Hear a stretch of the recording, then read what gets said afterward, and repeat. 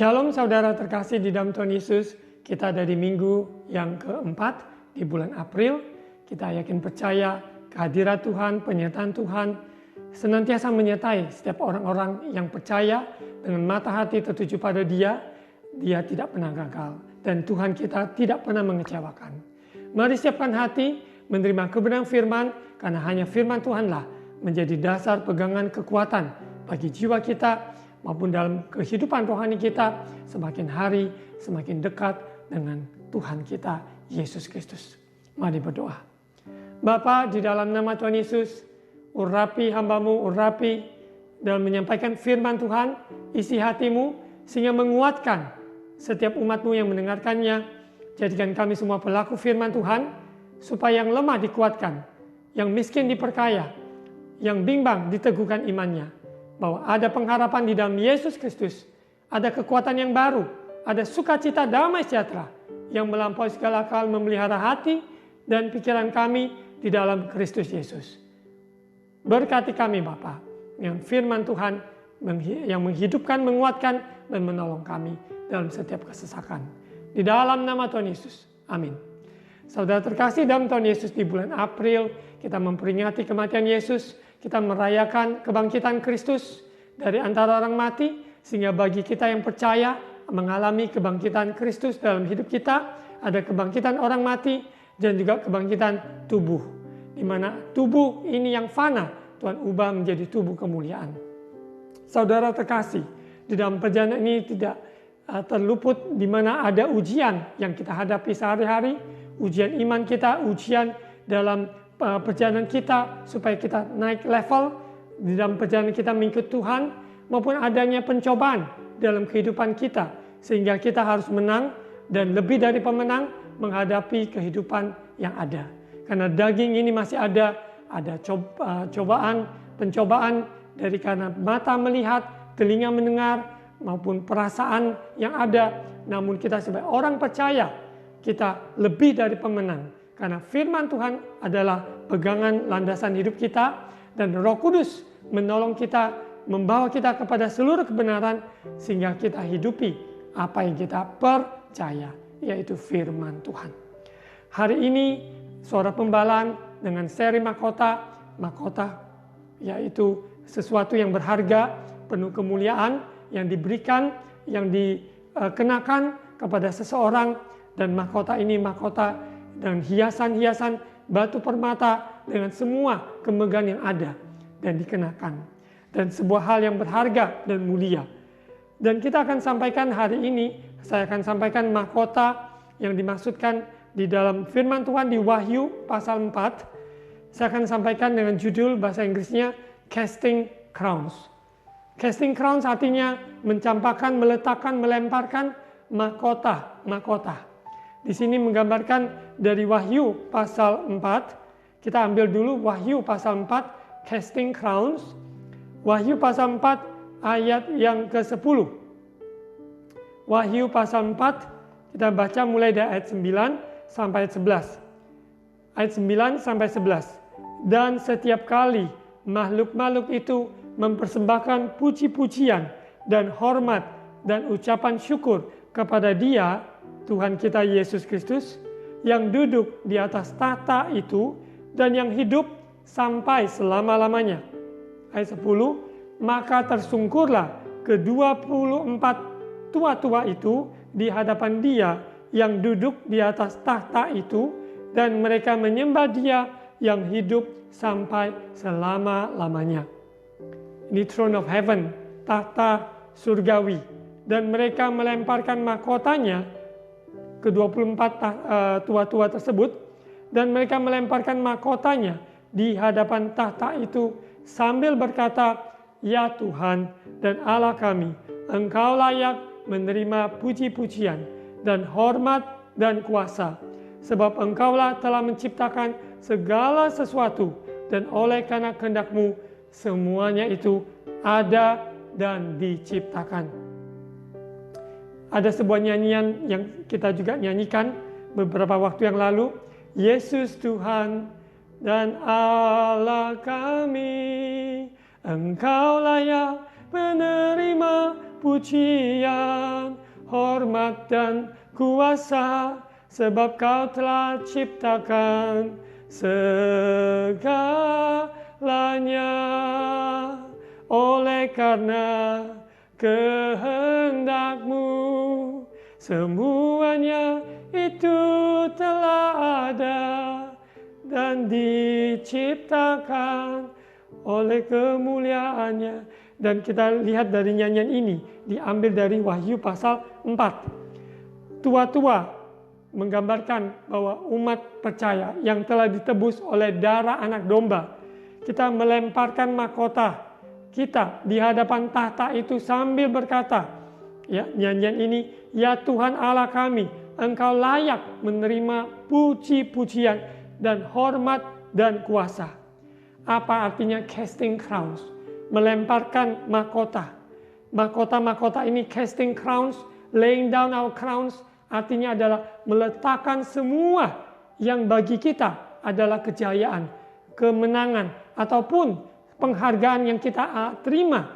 Semua upaya-upaya selama kita di muka bumi ini, semua kejayaan, semua kemegahan yang kita anggap itu hal yang mulia, hal-hal yang luar biasa.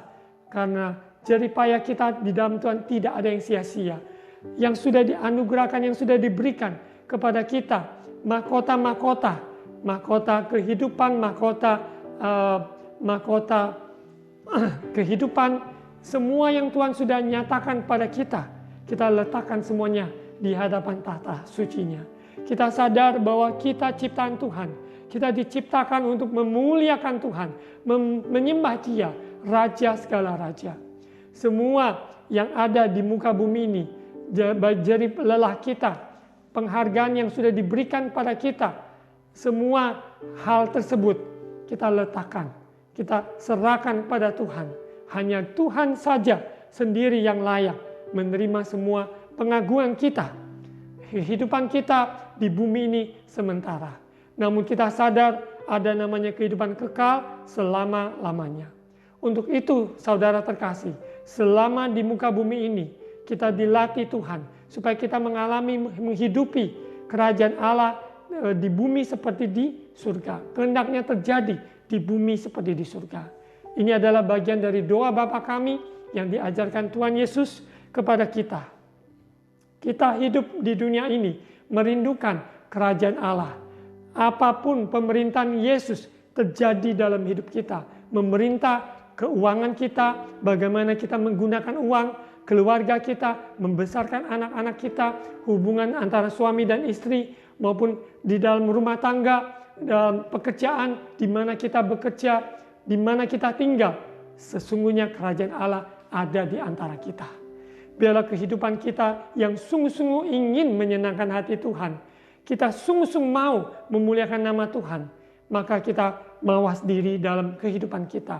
Apakah hidup kita, perkataan kita selaras dengan firman Tuhan, sungguh-sungguh memuliakan Tuhan. Casting crowns, kita letakkan, kita campakkan, melemparkan mahkota yang kita anggap itu semuanya berharga karena upaya-upaya yang sudah kita lakukan. Namun semuanya dibanding dengan kemuliaan Tuhan, dibanding dengan Dia yang hanya Dia yang layak, maka semuanya itu tidak adalah artinya. Seorang ratu, ya, ratu dari England pernah katakan bahwa dia mengharapkan selama dia masih hidup, kalau Yesus datang, dia dengan secara persis letakkan mahkota yang dia banggakan itu di hadapan Tuhan. Karena tidak ada seorang pun yang layak menerima semua pujian, hormat, kemuliaan. Kita sungguh-sungguh ingin menyenangkan hati Tuhan dengan apapun yang kita lakukan. Keputusan yang kita ambil di dalam setiap kehidupan kita. Seperti sebuah nyanyian, kita ingin menyenangkan hati Tuhan. Itu menjadi prioritas hidup kita. Menyenangkanmu, senangkanmu, hanya itu kerinduanku. Menyenangkanmu, senangkan hatimu, hanya itu kerinduanku. Biarlah ini menjadi bukan hanya sekedar nyanyian, tapi kehidupan kita sungguh-sungguh menyenangkan hati Tuhan. Kita lihat dari Wahyu pasal 4 keseluruhan, bahwa Rasul Yohanes mendapatkan pewahyuan, penglihatan, pernyataan di Pulau Patmos. Apa yang Tuhan nyatakan pada dia tentang kemuliaan Allah, tentang rencana Tuhan bagi umatnya di masa depan maupun hari ini. Dan kita harus sungguh-sungguh perhatikan apa yang Tuhan perkatakan. Eskatologi, kedatangan Yesus segera. Biarlah umat Tuhan siap, umat Tuhan sungguh-sungguh mempunyai hati yang sungguh-sungguh memberikan tempat untuk Yesus datang menjemput dan mengangkatnya. Biarkan kita sungguh-sungguh memberikan kehidupan kita sepenuhnya diatur oleh Tuhan. Sehingga apapun yang terjadi dalam hidup ini, Yesuslah segala-galanya. Kesulitan hidup ini sementara, namun kita tahu bahwa bersama Dia kita dapat melewati semuanya. Ada kekuatan yang baru, ada penyertaan Tuhan, ada penghiburan, dan ada jalan keluar. Sekalipun seburuk apapun hidup ini di dunia ini, ada kelemahan, kekurangan, kekecewaan, kegagalan, penyesalan, namun Tuhan sendiri yang menghapus air mata kita. Dia menggantikan semua ratapan kita, diubah menjadi tari-tarian. Kita tidak perlu susah hati, sedih, maupun selama di muka bumi pergumulan yang belum selesai, namun pandanglah kepada Dia yang empunya kerajaan surga. Ia dengan tangan terbuka untuk menyambut menerima kita. Selama kita masih diberi kesempatan di bumi, hiduplah untuk Kristus. Kalau kita hidup untuk Kristus, kalau mati adalah keuntungan karena kita mati di dalam Tuhan. Saudara, kita baca di Wahyu pasal 4. Wahyu pasal 4, ke-24 tua-tua dan keempat binatang. Ayat 1, kemudian daripada itu aku melihat, Rasul Yohanes, aku melihat sesungguhnya sebuah pintu terbuka di sorga, dan suara yang dahulu yang telah kudengar berkata kepadaku seperti bunyi sangkakala. Penglihatan yang dinyatakan di Pulau Patmos ini sungguh indah, sungguh luar biasa. Throne of heaven, tahta surga, ya. Katanya, naiklah kemari dan aku akan menunjukkan kepadamu apa yang harus terjadi sesudah ini. Segera aku dikuasai oleh roh Tuhan, dan lihatlah sebuah tahta terdiri di surga, dan di tahta itu duduk seorang.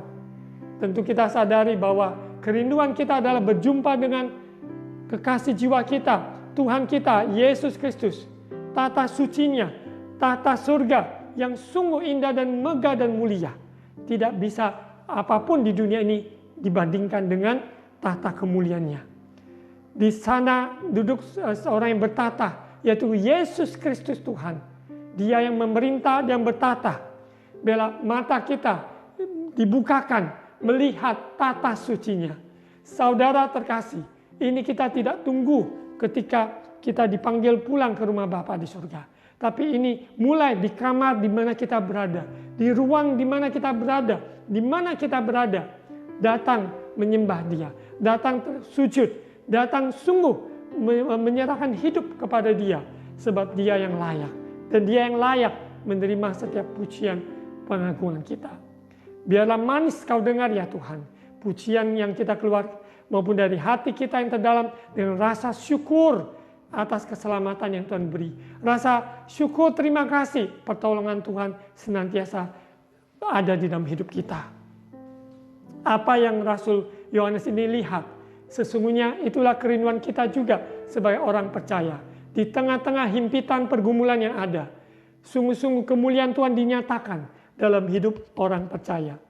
Ayat 3, dan Dia, Yesus Kristus Tuhan, yang duduk di tahta itu nampaknya bagaikan permata yaspis dan permata sardis berkilauan. Sungguh indah, dan suatu pelangi melingkupi tahta itu gilang gemilang bagaikan zamrud rupanya. Tidak ada satu kata-kata tulisan ataupun pandangan imajinasi kita dapat melukiskan betapa indahnya, betapa mulianya, betapa luar biasa majestik dari tata sucinya. Saudara, kemuliaan Allah sungguh tak terlukiskan. Sungguh besar, sungguh mulia, sungguh megah. Biarlah kita yang mengikut Yesus semakin hari terpukau in awe of Him. Ku kagum hormat akan Engkau. Ku kagum hormat akan Engkau. Kau Allah yang layak dipuji. Ku kagum akan Engkau. Biarlah kehidupan kita setiap hari demi hari hidup dalam kekaguman akan kebesaran Dia. Maka semua masalah yang ada yang kita hadapi itu kecil dan tidak ada bandingannya. Karena kemuliaan Tuhan nyatakan. Kalau ada kesalahan dalam hidup kita, kita bertobat, kita minta ampun, kita mau bertobat dan berubah, Tuhan akan pulihkan. Namun kesulitan yang kita alami, yang mungkin bukan karena kesalahan kita, tetapi kita alami sebuah pergumulan yang berat. Ingat dan percaya, Tuhan tidak pernah meninggalkan saudara, Tuhan tidak membiarkan saudara berjalan sendiri. Senantiasa penghiburan Roh Kudus menyertai setiap orang yang bergantung kepada Dia. Keindahan ini biarlah sungguh-sungguh kita melihat, oh Lord, you're beautiful. Engkau sungguh indah dan sungguh indah. Here I am to worship. Here I am to bow down. Here I am to say that you're my God. You're altogether lovely, altogether worthy, altogether wonderful to me. Sungguh hidup penyembahan dalam hidup kita sehari-hari ada di dalam hidup kita. Karena kita diciptakan untuk menyembah.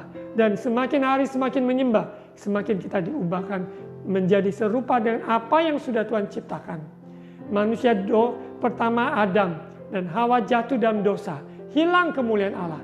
Namun Yesus datang untuk memulihkan hubungan kita dengan Allah Bapa di surga. Lewat korban Kristus, darah Yesus, sehingga kita diampuni, dosa kita semerah kirmisi, diubahkan menjadi putih seperti salju.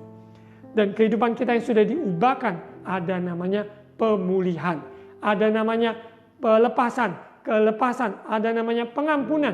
Dan saya percaya bahwa kemenangan sudah Tuhan jamin. Ayat 4, dan sekeliling tahta itu kita bayangkan, namun bayangan kita tidak bisa seindah dengan apa yang Tuhan sudah nyatakan. Ya. Dan kita tahu, kita menantikan kedatangan Dia yang kedua kali. Ayat 4, dan sekeliling tahta itu ada 24 tahta.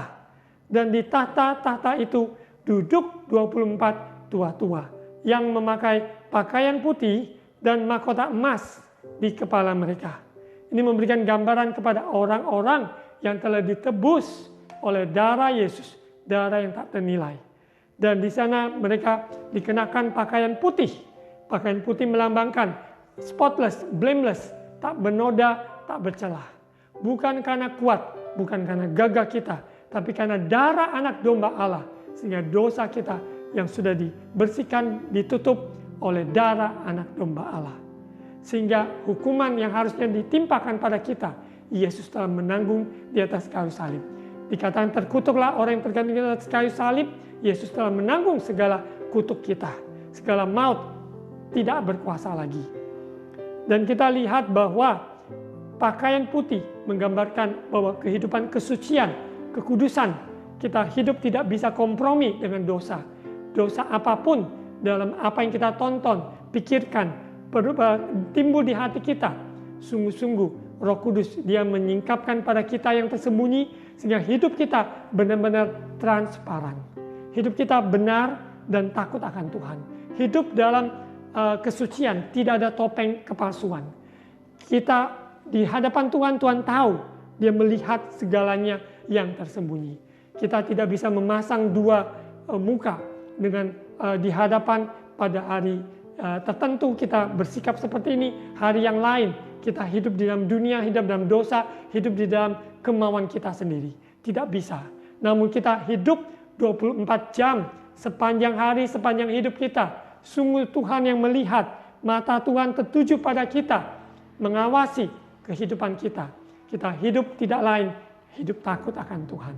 Hidup menyenangkan hati Tuhan, benci apa yang Tuhan benci, mengasihi apa yang Tuhan kasihi. Dan di sini dikatakan pakaian putih dan perbuatan kehidupan mahkota emas di kepala mereka. Yang Tuhan kenakan mahkota yang indah dan luar biasa. Emas yang dikenakan, mahkota emas ini. Dan dari tata itu keluar kilat dan bunyi guru yang menderu, dan 7 obor menyala-nyala di hadapan tata itu. Itulah ketujuh roh Allah. Sungguh indah di mana roh hikmat, pengertian Tuhan nyatakan kepada setiap kita. Pengenalan akan Tuhan, semuanya kita alami. Rencana Tuhan di dalam hidup kita digenapi. Saudara terkasih, kita yakin percaya roh Tuhan yang berkarya bekerja dalam kehidupan orang percaya sungguh sempurna dalam hidup kita. Ayat 6, dan di hadapan tata itu ada lautan kaca bagaikan kristal clear. Di tengah-tengah tata itu dan di sekelilingnya ada 4 makhluk penuh dengan mata di sebelah muka dan di sebelah belakang. Adapun makhluk yang pertama sama seperti singa, dan makhluk yang kedua sama seperti anak lembu, dan makhluk yang ketiga mempunyai muka seperti muka manusia, dan makhluk yang keempat sama seperti burung nasar yang sedang terbang. Dan keempat makhluk itu masing-masing bersayap 6, sekelilingnya dan di sebelah dalamnya penuh dengan mata. Dan dengan tidak berhenti-hentinya mereka berseru siang dan malam, Kudus, kudus, kuduslah Tuhan, Allah yang Maha Kuasa, yang sudah ada dan yang akan datang. Dalam pengertian interpretasi apapun tentang makhluk-makhluk tersebut, bagian kita, mari serukan, kudus, kudus, kuduslah Tuhan, Allah yang Maha Kuasa, yang sudah ada, Yesus dahulu, sekarang, dan sampai selama-lamanya Dia yang memerintah. Setiap lutut bertelut, setiap lidah mengaku Yesus adalah Tuhan. Kehidupan kita sebagai orang percaya sebagai saksinya Tuhan akan kedatangannya, dan sebagai saksi Tuhan kita juga diberikan kuasa bersaksi apa yang Tuhan sudah kerjakan dalam hidup kita. Apa yang Yesus telah nyatakan dalam hidup kita. Kita harus wajib untuk menyampaikannya di tempat kita bekerja, keluarga kita, maupun di lingkungan di mana kita berada. Sungguh kita berdiri teguh untuk sebagai saksi dan bersaksi. Kehidupan kita menyatakan kemuliaan Tuhan dinyatakan. Kudus, kuduslah Tuhan yang Maha Kuasa, yang sudah ada, yang tahu masa lalu kita. Dia juga berkuasa menolong kita hari ini, dan Dia juga memegang masa depan kita. Hidup kita aman dan di dalam Tuhan. Tidak ada pergejolakan apapun bisa merubah, maupun kasih Tuhan tidak bisa ditambah, tidak bisa dikurang. Karena kasih Tuhan dalam hidup kita sempurna. Kehidupan kita adalah kehidupan yang dikuduskan, kehidupan yang dikhususkan untuk memuliakan Tuhan. Untuk itu kita harus mau sendiri. Kita tidak bisa hidup sesuai dengan standar apa yang di dunia. Dengan semau apapun pengajaran yang ada di dunia. Tapi kita hidup harus seturut dengan perkataan Tuhan. Apa yang Tuhan firmankan pasti jadi. Karena perkataan Tuhan hidup dan tajam dan berkuasa menyelamatkan dan menolong. Saudara, kita lihat di ayat 9. Ini sebagai teks utama kita. Casting crowns, meletakkan mahkota. Setiap kali makhluk-makhluk itu mempersembahkan puji-pujian, hormat, ucapan syukur pada Dia yang duduk di atas tata itu dan yang hidup sampai selama-lamanya. Kehidupan kita dalam hasil karya, dalam studi, pekerjaan, semuanya dari Tuhan, oleh Tuhan, dan kepada Tuhan segala kemuliaan. Tidak ada suatu kebanggaan yang kita menganggap kita lah yang berjasa. Kita sadari Tuhan memberikan kita kesempatan, memberikan kita kepercayaan untuk melakukan ini, melakukan itu. Semuanya karena anugerah Tuhan. Saudara lihat, talenta yang kita miliki dari 1, 3, 5, apapun yang Tuhan titipkan, supaya kita pergunakan, kita maksimalkan untuk memuliakan Tuhan. Kita tidak mensia-siakan apa yang sudah Tuhan titipkan kepada kita. Baik itu talenta, baik itu karunia dalam pelayanan, karunia dalam roh, maupun juga di dalam kesempatan demi kesempatan. Hidup ini adalah kesempatan.